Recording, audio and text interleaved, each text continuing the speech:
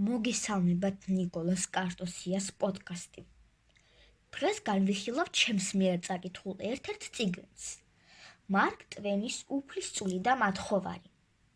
მარკ ტვენის ეს ისტორიული რომანი, რომელიც 1891 წელს გამოიცა, მიუხედავად იმისა, რომ იუმორისა და თავგადასავლების ელემენტებს შეიცავს, სინამდვილეში არის კაცრი სოციალური კრიტიკა და ადამიანური ბუნების ღრმა კვლევა.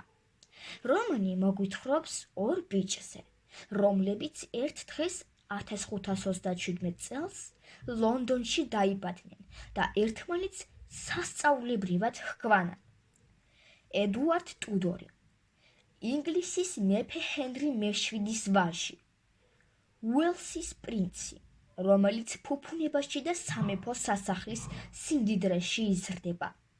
ტომ კენტი, ლონდონის უბადრუგი უბნის, ოვერდაკის ღარიბი მათხოვრის შვილი, რომლის მამა ლოთი და მოძალადია. ერთ დღეს ედუარდი მოწყენილობის გამო ტოვებს სასახლის და ლონდონის ქუჩებში ხეტიალებს. ის ხედავს თუ როგორ ექცევიან სასახლის მცველები უსამართლოდ ტომს. ედუარდი იცავს ტომს, რის შემდეგაც ისინი სამეფო პალატებში შედიან. აღმოჩნდება, რომ ბიჭები იდენტურად ჰქვანან ერთმანეთს. ცნობის მოყვარეობის გამო ისინი ტანსაცმელს გაცვლიან. ედუარდი იცვამს ტომის ძონძებს, ტომი კი ედუარდის სამეფო ტანისამოსს.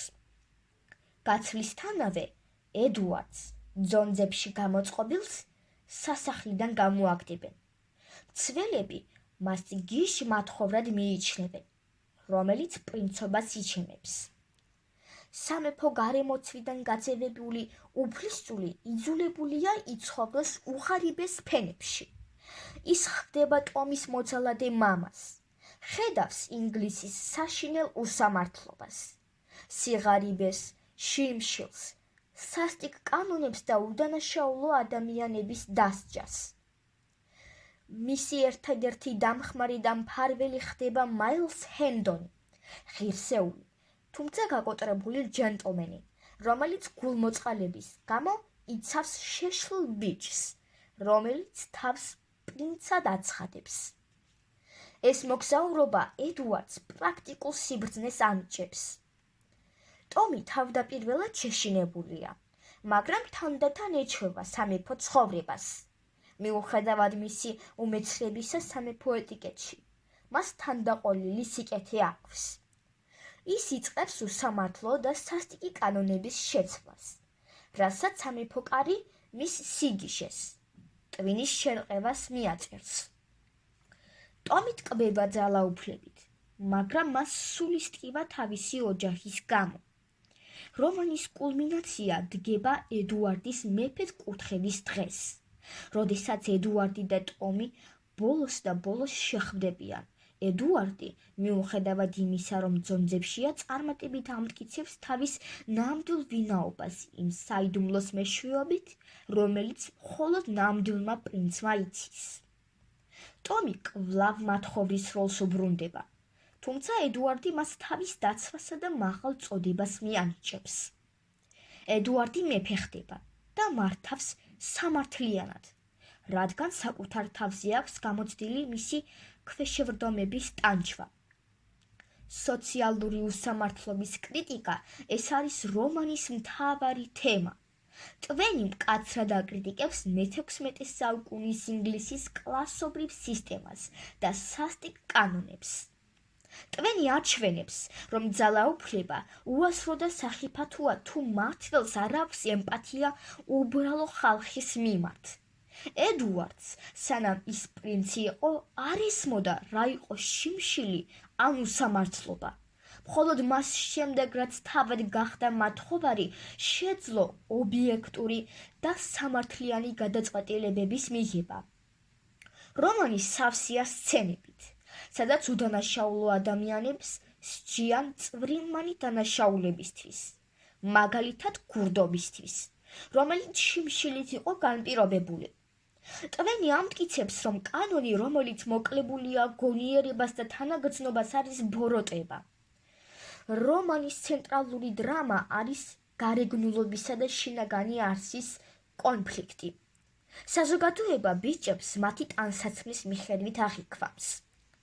ტომი სამეფო კოსტიუმში მიღებულია როგორც პრინცი, მიუხედავად იმისა, რომ უცოდნერია. ედუარდი ძონძებში უარყოფილია მიუხედავად მისი ნამდვილი წარმომავლობისა. ტვენი ამბობს, რომ იდენტობა განსაკუთრებით ძალაუფლების სტრუქტურაში არ არის თანდაყოლილი თვისება, არამედ სოციალური კონსტრუქტი. რომანის ბოლოს ორივე ბიჭი პოულობს საკუთარ ნამდვილ ადგილს, რადგან მათ გაიარეს გარდაქმნის გზა.